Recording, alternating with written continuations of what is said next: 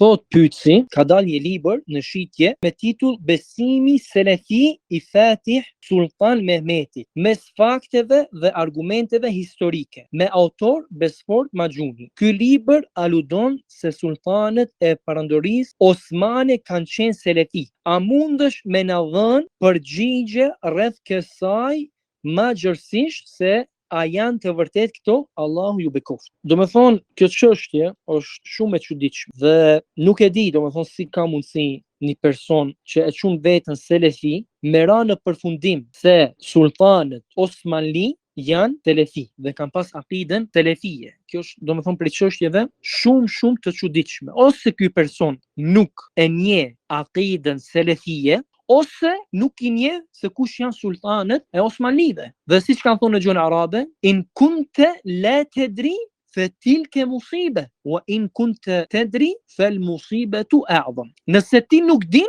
kjo është një fatkeqësi. Po nëse ti din, atëherë fatkeqësia është më e madhe. E nëse ky person nuk din, atëherë kjo është një fatkeqësi. Domethënë pse flet për çështje që nuk din. Por nëse ti din, edhe pra pretendon një gjë të tillë, atëherë me të vërtetë fatkeqësia është më e madhe. Dhe më ka dërguar njëri prej vëllezërve këtë shkrim që e ka përhap ky person dhe siç duket është shumë i kujdesur dhe shumë jep rëndësi që të përmendet profesor, doktor Abdulmelik Besfort Maxhuni. Ky titull profesor doktor, nëse ti kundërshton akiden selefie dhe kundërshton dietarët dhe vjen me çështje të çuditshme që nuk i kanë përmend dietarët dhe çështjet që njihen mesin e selefive që janë të kota, atëherë kjo ty nuk të bën dobi.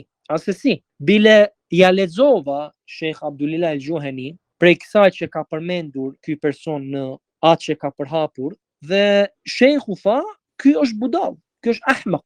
Edhe me të vërtetë, do me thonë, si ka mundësi me ardh tash dikush mas qindra viteve që është njohur Perandoria Osmane dhe sultanet e Osmanlive, jo njohur ata sultanet e tyre për bidate dhe shirkijate dhe khurafate dhe devimet e mdhoja që kanë pasur ata në akiden e tyre, me ardh tash dikush sot dhe me pretendu se ata kanë qenë selefi. Pastaj pretendon se ai ka fakte historike. Tash nuk e di unë për cilën histori është ai duke fol. Nëse është duke fol për historinë që kanë përmend njerëzit e dijes dhe historinë që është bë e njohur mesin e muslimanëve, të padyshim se kjo është e kot. Ky shtet prej fillimit të tij deri në përfundimin e tij është ndërtu mbi adhurimin e varreve dhe është ndërtu mbi sufizëm dhe është ndërtu mbi bidatet e më të mëdha. Do thonë ata kanë qenë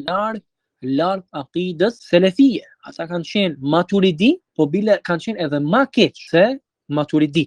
Pastaj është duke fol këtu për besimi selefi i Fatih Sultan Mehmet. Fatih Sultan Mehmeti ka pasur akiden e sufistëve ekstrem dhe babai vet prej kur ka qenë i vogël e ka çu të mëson te susi i tij që është quajt Ak Shamsuddin. Ky Ak Shamsuddini ka pas besimin e Ibn Arabiut dhe do të thonë se dietarët kanë bërë tekfir Ibn Arabiu që ka pas besimin e wahdat al-wujud se Allahu xhalla sha'nuhu dhe krijesat janë një. Kjo ka qenë besimi që ka mësu dhe me këtë është eduku dhe është rritur Fatih Mehmeti. Dhe Fatih Mehmeti nuk është ai që shumë mundohen të argumentojnë se ai ka qenë kinse, ai që pejgamberi sallallahu alaihi wasallam e ka lavdruar në hadithet e tij dhe ka lavdruar, do me thonë, atë person që e çliron Konstantinën, do me thonë Istanbuli. Kështu ata mundohen ta lavdrojnë dhe të vërtetojnë se ky ka qenë i mirë, për arsye se pejgamberi sallallahu alaihi wasallam e ka lavdruar dhe nuk mund të ketë akiden e gabuar dhe devijuar pasi pejgamberi sallallahu alaihi wasallam këtë person e ka lavdruar. Po kjo është një gabim shumë i madh. Dhe do përmendim çish ka përmend dietari i madh Sheikh Hamud Tuwaijiri rahimahullah në librin e tij Ittihad al-Jamaa. Ka thënë dhe Konstantinopoja është liruar në vitin 857 Hijri, do të thonë 1453, nga sultani Osman Turkoman Muhammed al-Fatih, i quajtur al-Fatih për shkak të këtij çlirimi. Dhe ajo vazhdoi të mbetej në duart e Osmanëve deri në kohën tonë, në fund të shekullit të 14 pas hijretit. Domethënë në shekullin e fundit ka qenë ky dietar, dhe thotë deri atëherë ka qenë në duart e turqve ky qytet. Pastaj thotë, ky çlirim nuk është ai që është përmendur në hadithet që u përmenden më sipër, sepse ai çlirim do të ndodh pas luftës së madhe dhe pa kohë para shfaqjes së Dexhallit, ashtu siç është shpjeguar në disa hadithe të këtij kapitulli. Dhe ky çlirim do të bëhet me tesbih, tehlil dhe tekbir,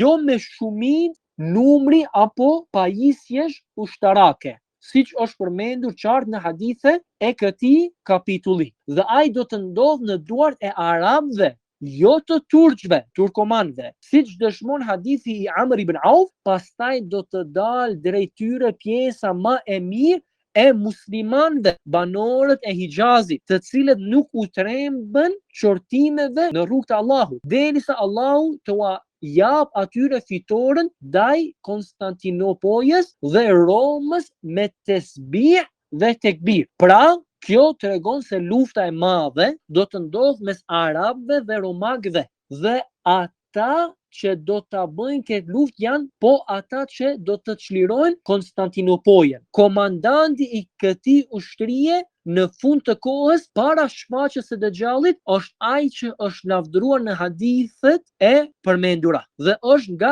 Ahlul Beiti, domethënë nga familja e pejgamberit sallallahu alaihi wasallam. Qëllimi këtu është të sqaronë se çlirimi i përmendur në këto hadithe ende nuk ka ndodhur. Ai do të ndodh në fund të kohës para shfaqjes së Dexhallit. Dhe ai që e ka kuptuar se ky çlirim ka ndodhur në vitin 857 Hijri e ka gabim dhe është futur në një çështje që nuk ka dijeni për të, Allahu e di më së miri.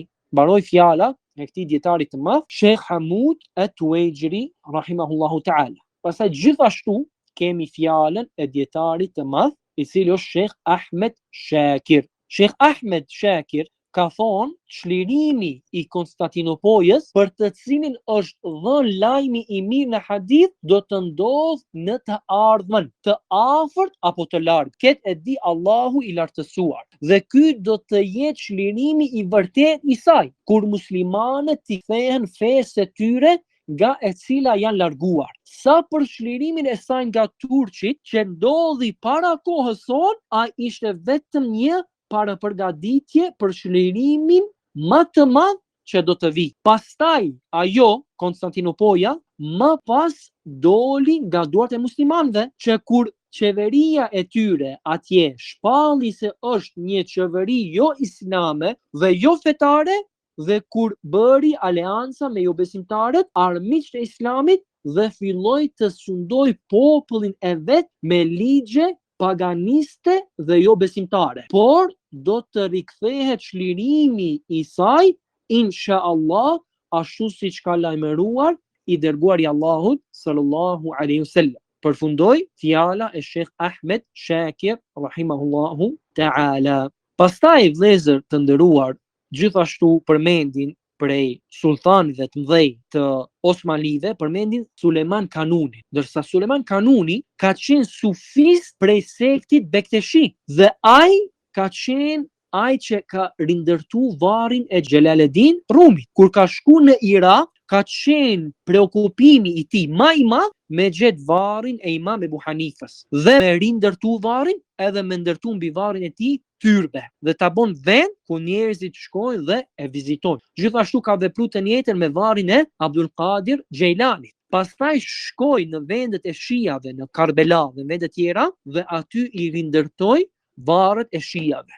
A thuhet për kështu persona se këta janë me akiden selefie? Nuk e di domethënë çfarë selefie ky person mendon kur është duke fol për njerëzit e bidatit, thirrësit në akiden e besimit në varreza dhe në evlia dhe në shirk, ai i çon ata se janë në besimin e selefive. Pastaj askush prej sultanëve të Osmanlive, prej formimit të shtetit deri në fund të shtetit të tyre, nuk e ka kryer ndonjëherë haxhin. Asnjë prej tyre nuk e ka kryer ndonjëherë haxhin. Ata besoshin se vizita e varreve të evliave ka më shumë përparësi se kryerja e haxhit. Pastaj qëndrimi tek varri e vlijave është sikur me qëndru në Arafat, në ditën e Arafatit. Sulejman el Kanuni ka shku në Irak, do të thonë ka qenë afër Mekës dhe Medinës dhe nuk ka shku ta kryen haxhin. Edhe Sultan Abdulazizi ka shku në Egjipt dhe ka qëndru aty kohë të gjatë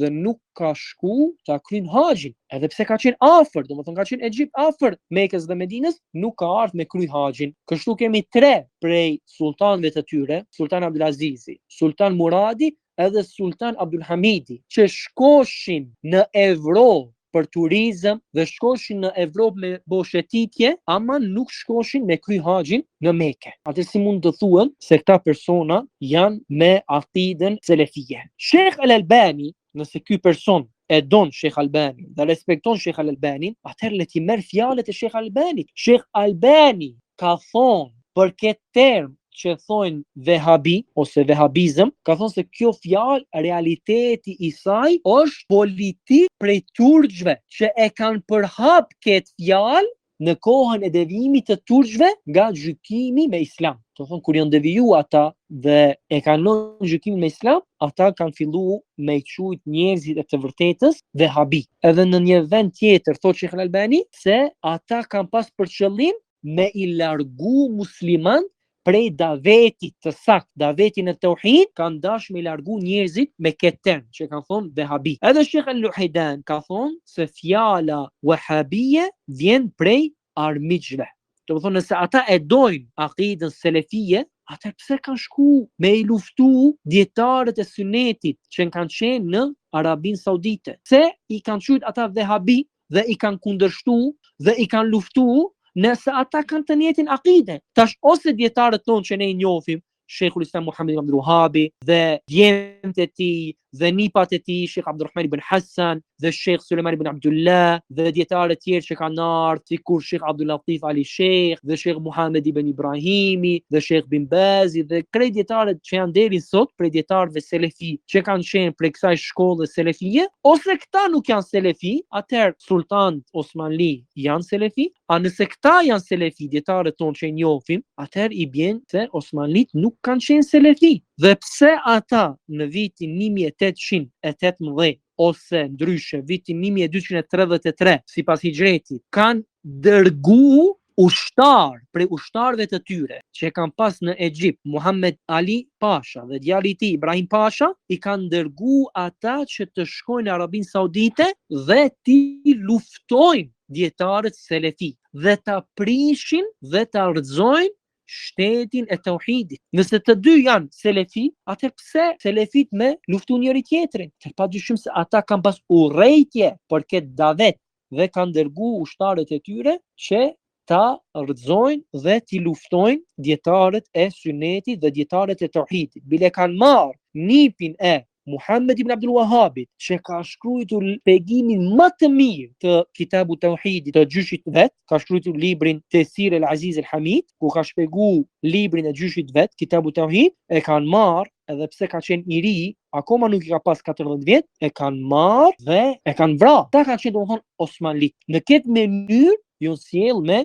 dietarët e tauhidit. E pastaj dikush me ardh dhe me pretendu se ata kanë qenë selefi, kjo është me të vërtetë për çështjeve më të çuditshme që kemi dëgjuar në këtë kohë. Dietarët tonë, domethënë asnjë prej tyre nuk ka përmendur se ata kanë qenë selefi, e tash vjen dikush dhe mundohet me i bo njerëzit e bidatit, njerëzit që kanë thirrë në shirk dhe në kufër, dhe në adhurimin e varreve mundohet me i bo selefi. Dhe në realitet, domethënë nuk është për tu çuditur nga fjalët e çuditshme për njerëzve të çuditshëm. Njerëzit e çuditshëm vinë edhe me fjalë të çuditshme. Dhe në realitet kanë thonë dietarët donjëherë kur kanë dash me refuzu ndonjë fjalë, kanë thonë suqutuha yughni an isqatiha. Suqutuha yughni an isqatiha. Do të thonë kjo fjalë është aq shumë e rrëzuar në vetveten e saj, saqë mjafton dhe nuk ka nevojë me refuzu. Kjo fjala vetë është e refuzuar. Do të thonë kush e lexon këtë fjalë, nëse është edhe fëmijë i vogël prej fëmijëve të selefive, e kupton